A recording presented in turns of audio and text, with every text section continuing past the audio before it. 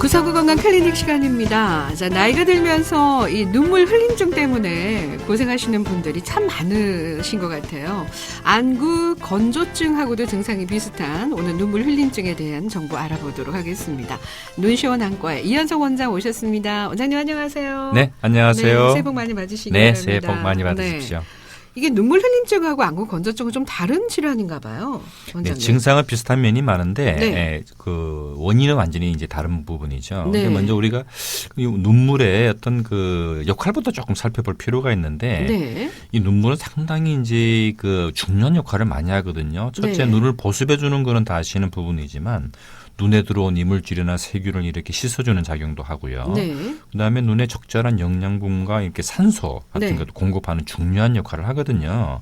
그래서 이 눈물이라고 하는 것은 우리 눈을 뜨면은 우리 귀 쪽에 윗눈꺼풀 있잖아요. 네. 그쪽에 이제 눈물샘이라고 하는 눈물을 만드는 그 샘이 있는데 네네. 거기서부터 눈물이 항상 일정하게 이렇게 분비가 돼요. 네. 그러면 이게 우리 코 쪽에 네. 아래 위에 그 누점이라는 작은 기관을 통해서 네. 비류관이라는 관을 통해서 코로 이렇게 빠져요. 아하. 그래서 실질적으로 저희가 이제 눈물을 조금 슬픈 영화를 보면서 많이 흘리면 네. 눈물도 흐르지만 코로도 이렇게 물이 내려오잖아요. 그렇죠. 그것이 이제 코로 통하는 누도를 통해서 빠지는데 네.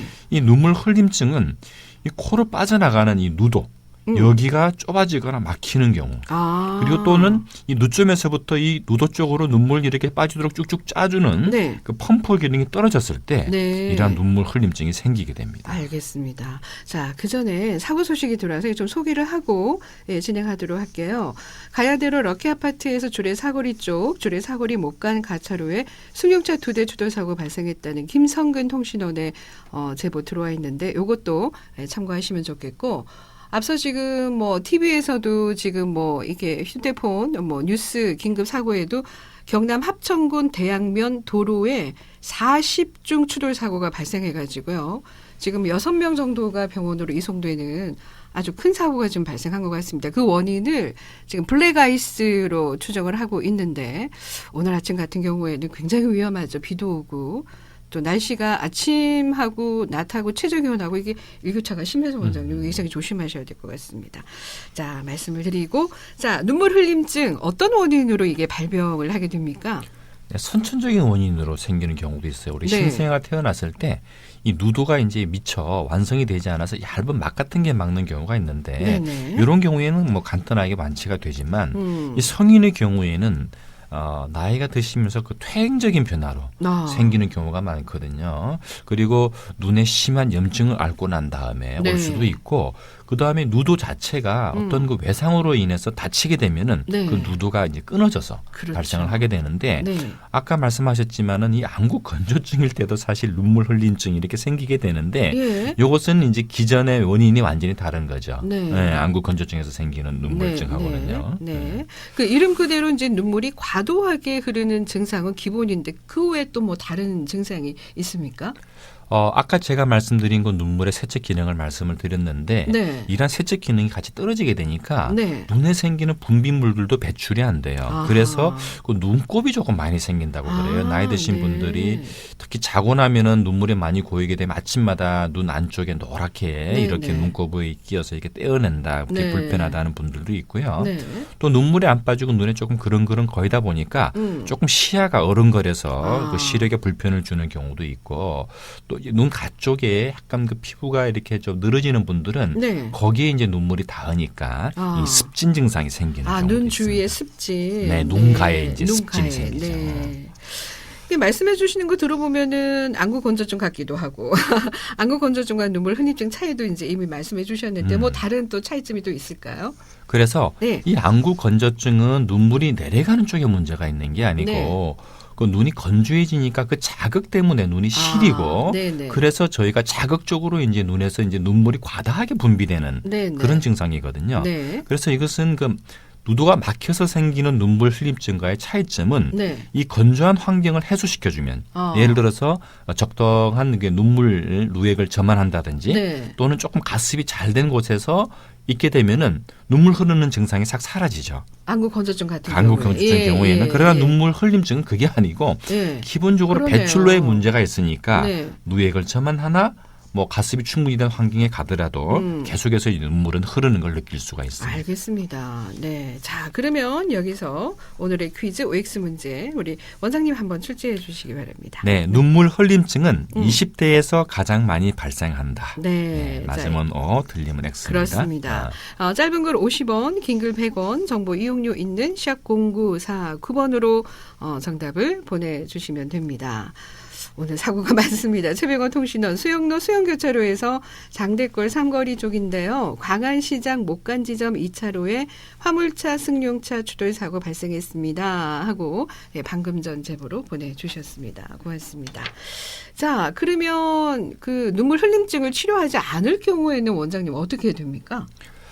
사실 그 눈물 흘림증 자체가 좀 불편하긴 하지만 눈에 네. 어떤 치명적인 영향을 주는 경우는 드문데 네.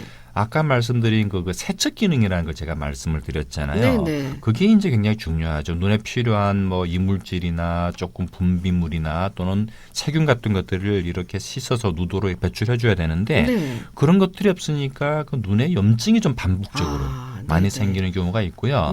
또 그 안쪽에 있는 그 누도 자체도 계속 이제 씻겨서 내려가야 되는데 안에서 계속 끈끈한 눈물이 고여 있다 보면은 네. 그 누도 안에서 심하게 급성 염증이 생기는 경우가 있을 수가 있습니다. 그러네요.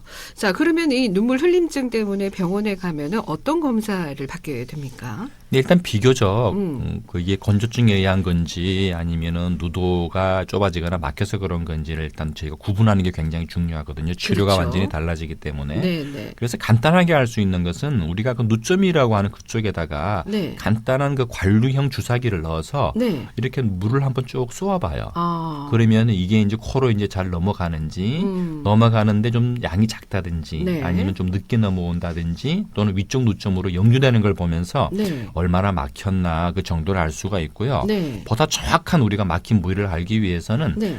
우리가 그 X선 검사를 통해서 그 조영수를 통해서 할 수도 있고요. 네네. 최근에는 이러한 조영수 말고도 우리 내시경처럼 네. 그 위내시경처럼 그 누도 내시경이라는 게 있어가지고 그렇군요. 누도를 따라서 코까지 쭉 내시경이 들어가면서 네. 여러 가지 이제 해부학적으로 네. 병소 부위를 찾을 수도 있습니다. 네. 오늘 뭐 OX 퀴즈에도 나갔지만 이게 어느 세대에 가장 많이 발병하게 됩니까? 뭐 사실은 네. 그 퇴행성 변화랑 관련이 있으니까 그 노화반응과 관련이 있겠죠. 네. 그 이 누도라고 하는 게 사실은 굉장히 좁은 층이고요. 네. 그 다음에 안쪽이 그 점막층으로 되어 있거든요. 네. 그래서 그 신체의 모든 점막 조직은 이제 나이와 더불어서 조금씩 퇴화를 하고 좁아지는 네. 경향이 있기 때문에 네. 이러한 그 누도가 나이와 더불어서 좁아지고 그 퇴화하게 되는 것도 있고요. 네. 그리고 또 한 가지는 우리가 눈꺼풀의 그 탄력이 네. 조금 나이가 들면은 좀 늘어지잖아요. 떨어지죠. 그래서 예. 뭐 어떤 경우에 특히 이 그 눈물의 펌프 기능은 아래쪽 눈꺼풀이 중요한데 네. 이 아랫번 눈꺼풀이 좀 처지거나 이렇게 당겨서 놓으면은 탄력이 많이 떨어지게 되니까 그렇죠. 이런 것들은 그 눈물이 이렇게 우리가 눈을 감았다 떴다 할 때마다 이렇게 펌프처럼 쫙쫙 이쪽으로 이제 눈물을 짜줘야 되는데 네. 그런 기능이 많이 떨어지다 보니 상대적으로 이제 조금 나이가 드시면서 네. 이러한 그 눈물 흘림증을 호소하는 경우가 많아지죠. 네. 어떻게 예방법이 있습니까, 원장님? 조기 발견이 제일 중요한 것 같아요. 조기 발견. 왜냐면은 뭐 물론 건조증도 저희가 뭐 조기 발견해서 이제 치료를 하지만 네. 이 비루관 폐쇄증 막혀서 네. 생기는 이것은 우리가 조금 빨리 발견을 하게 되면은 비교적 그 간단한 네, 치료를 네. 가지고서 저희가 어떻게 처치를 할 수가 있는데 네. 이게 발견이 늦어지게 되면은 이미 이제 상당 부분이 많이 막히거나 완전히 막혀서 오는 경우가 있거든요. 네. 이런 경우에는 이제 치료나 이런 것들이 조금 커지니까요. 네.